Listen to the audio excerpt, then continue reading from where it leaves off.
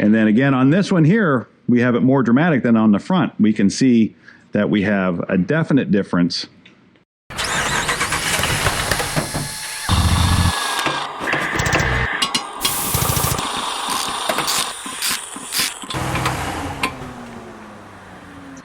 All right, on to the rear axle. Again, we're going to look at everything we have on the rear axle as well. Again, we're going to start from the outside, and we're going to work our way in.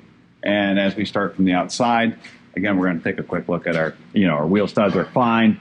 Our rotor, again, normal wear, nothing out of the unusual here. Our brake clips are in our caliper, brake shoes there, the brake pad. Again, we're going to take a look at our brake pad thicknesses. We're starting to get a little thin on these. They're about to be wore out. I mean, we could measure it in 30 seconds, we could tell, but we can tell it's starting to get a little low. And then again, on this one here, we have it more dramatic than on the front. We can see that we have a definite difference on the bottom of our brake pad to the top of our brake pad. We see we got a lot of material up here, and then down here at the bottom, we have very little. So this is definitely telling me, and if you look at the caliper, you can actually see that it is closer here than it is here. It is physically sitting in there cockeyed at the moment. So that's telling us that one of these slide pins, this one, should be stuck and not allowing the caliper to physically slide inward. So it's making the caliper do this every time it hits the brakes. And we can see that this boot here is ripped. So this would make sense that this is, yep, that's pretty bad. And we can see that is all full of rust right there. Yep, and that's what's going on there. So that's, we've identified the problem here, and we've seen the broken boot, and there's what we have with that. So we want to get that freed up for the customer before he gets out of here too today. That way his brakes will stop wearing oddly for him. We continue on the brakes here. We'll take a look at our brake hose.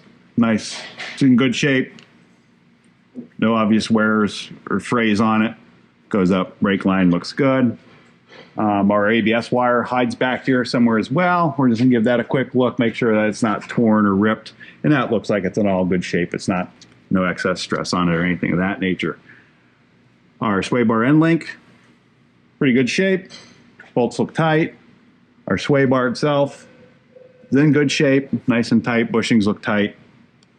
Bump stop is tight and good. Our spongy half-hour bump stop is still there.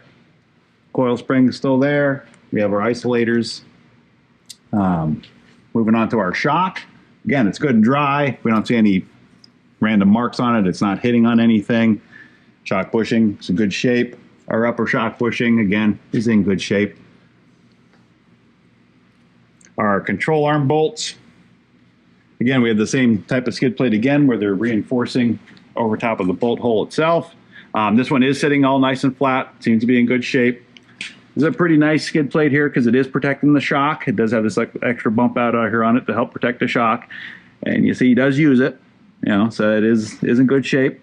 Is it worn down? It is. Does it need to be replaced? No, not yet. It's still doing its job. I mean, we could add a little piece of metal here to bring that back up in thickness a little bit, help protect more of that shock, but it's still doing its job. The rest of our skid plate seems to be in good shape again. Again, it has some wear, but it's doing its job. It's physically taking the hits and not transferring them into the rest of this bracket.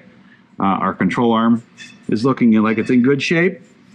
Again, we got some scrapes on it, but nothing major. We already checked the actual joints, top, bottom, and the uppers and the lowers when we had it underground, and everything there seemed in good shape. This one did have just a little tiny bit of play, but it still has lots of life left in it because it is a bushing, so it does have to have some play in it.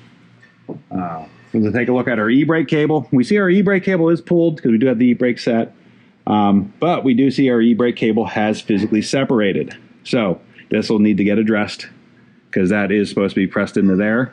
And so we're going to follow that up. We're going to see what happened to it. And if you come over this way, we'll look up. And what happened here is after it got lifted, they didn't pull it out. They didn't extend this down to let this e-brake cable be longer. So once this e-brake cable gets replaced, they'll have to, we just put it below here, and we just use a little zip tie to help hold it up there. You can't have it up in this holder anymore once you lift the Jeeps. Otherwise that gets too short and it'll pull out down there. Other things to look at for back here, we have our breather, which we have on our axle tube over here. It's still here. It goes up in, seems to be in good shape. We'll check the top of it, make sure that's not clogged later. Our ABS wires, again, or our locker wires are going up here. We have some flex in them, so we're good. It's getting a little tight, but it's not bad. We probably just want to move this zip tie just a little bit to free up a little bit of room there. Again, we checked our track bar when we had it on the ground. The track bar bushings at this end and this end are both in good shape. And again, this doesn't appear to be rubbing on anything. They're a little harder to see on these rear axles, but here we have our locker connectors. Both our locker engagement connector is in good shape, and then our locker sense switch connector is in good shape as well. And they do come with this big foam piece on them. That's natural for them. So that looks all in good shape. Again, probably want to just redo the zip tie. See the zip ties come loose, but we'll redo that quick for them.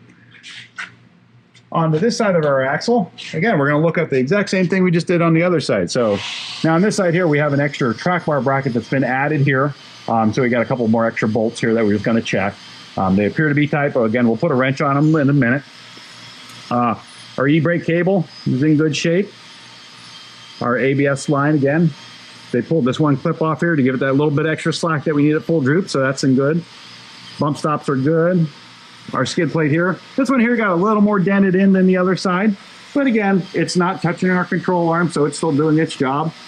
And again, a little worn down here, but it's still perfectly serviceable. And our bolts appear to still be tight. Again, we'll put a wrench on them just to double check.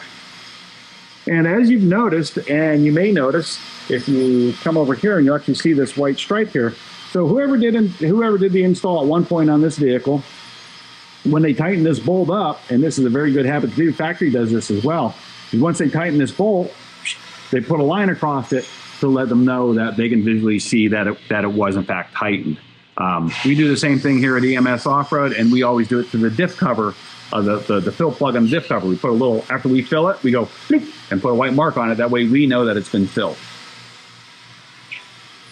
Again, we already checked our upper and our lower control arm when we had it on the ground. We had a little tiny bit of play in this bushing, but again, it's a bushing, needs to move a little bit. So that's still plenty serviceable. Our coil springs are good. And we're going to step around to the other side. Studs are good. Rotor, again, normal wear. Nothing, no heat checks, no cracks. Our caliper, everything's where it belongs. We got good brake pad life, both inner and outer. And again, we have a little odd wearing on this inside pad. We got a little thinner on the bottom than it is on the top. And again, that's probably going to be one of these boots is probably ripped. Yep, there it is again. See how it's all dry rotted and cracked. If I peel this back, I'm sure we're going to see rust. Yep, there's the rust. And then there's the dirt underside. Instead of being nice and greasy, that should be nice and greasy in there, not dry and rusty. So there's our culprit there for that. So we'll get that addressed for them here momentarily. Our sway bar end links, they're in good shape. They're not loose. Our bushings are in good shape. Brake hose, no frays on it, no wear. That's good. Shock shaft, again, it's not leaking. Shock bushing top, looks pretty good yet. Bottom one's good. You know, again, couple of little wear marks on here, nothing to be concerned about. Then we're just going to give our bottom side of our track bar another look here. It's all in good shape. Nothing's wearing. JKs in particular do have a problem with the factory track bar bracket, which you can see is actually here underneath. Here's the factory mount. The factory mount was known to tear off a lot. So this one here, it has a Clayton kit on it, which comes with a new bracket that raises it up and reinforces it. So this here's all been taken care of, so we don't have to worry about that ripping off anymore. And again, we want to take a look at our diff cover, make sure our diff cover is in good shape, and this has a good aftermarket heavy one on here, so that's nice. We want to take a look at our bottom of our diff housing here, make sure that we're not wearing it down too much. And we are starting to get some good wear on here. That is worn down pretty far, not horrible yet, but you can get a good judge on it. If you look over here at the drain plug side, we can see we're actually down into the drain. We're almost into the drain plug. So this rear axle housing is going to need some repair work done to it here shortly. Very simply, you know, any weld shop can add a couple beads of weld to this. And with this being nodular iron, adding a little bit of weld to this will be very, very hard weld, and it'll be very hard to wear down again in the future. So a little bit of weld will make this whole housing last another 3, 4, 5 years. You weld it up once, it'll last another 3 or 4 years. And then also we want to do the same thing I was talking about with on the skid plate. Right now, you can still very easily put a socket on. It's always these three, on a Dana axle, it's always these 3 bottom ones. This guy, and this guy. They always get these corners knocked off of them. So I always recommend to all my customers, just buy a bag of bolts. And once you see them start getting worn down a little bit, you know, individually that bolt costs 15, 20 cents. Just change those 3, just throw them away, put 3 new ones in. You know, a year later, you might have to put them in again. It's really cheap, and it'll save you, it could literally save you an hour and a half of shop labor, you know, which at, you know, almost $100 an hour in some shops, that's a significant saving just by changing 3 bolts whenever you get it, when you see them starting to get wore down. We got a couple little scrapes on the drive shaft. So drive shafts are very important that you don't have any dents in the drive shaft, because a dent in the drive shaft will make it fail almost instantly.